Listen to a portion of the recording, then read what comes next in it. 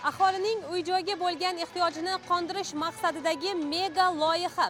Andijon tumani Istiqlol massividagi bo'sh turgan adirliklar o'rnida bo'y ko'rsatayotgan yangi shaharcha Bobur shahridamiz.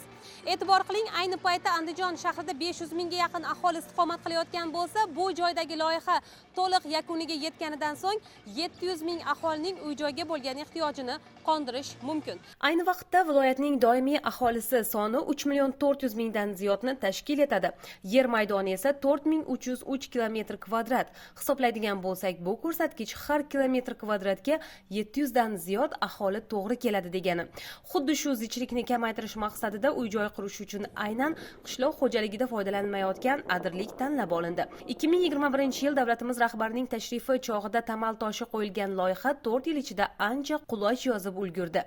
Andijon shahar aholisi sig'imini yengillatish maqsadida Andijon tumanidan 4000 gektar yer ajratilgan.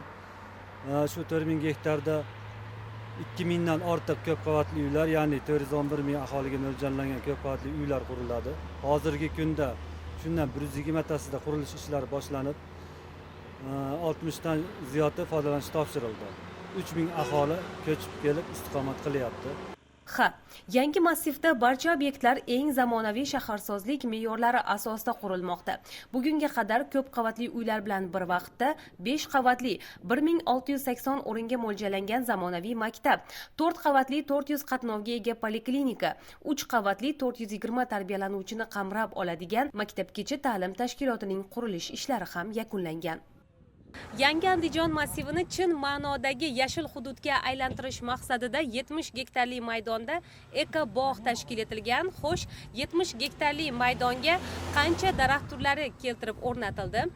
Ushbu bog'lar hududiga jami 80 mingdan ziyod manzarali turdagi daraxt va buta ko'chatlari ekilib, hozirda parvarish qilib kelinmoqda. Bu yerda ko'rib turganingizdek 19 gektarda ziyolilar bog'i, 17 ta pavilyonlar tashkil qilinib, ziyolilar bog'lari tashkil etilgan.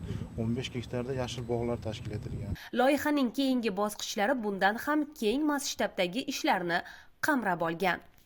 Kelgusidagi rejalarimiz bu yilda o'zida Bobur shahrida 160 gektar yer tanlab olindi. Ikkinchi etapi deymiz biz buni.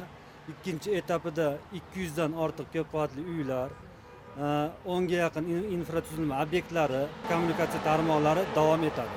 Ijtimoiy soha obyektlarida yana qo'shimcha bog'cha, maktab, bolnitsa, poliklinikalar quriladi. Mana shu yilda o'zida yana Bobur shahri aholisiga qulayliklar yaratish maqsadida madaniy hordiq olish, dam olishini tashkil qilish maqsadida 19 gektarda bog' tashkil qilindi.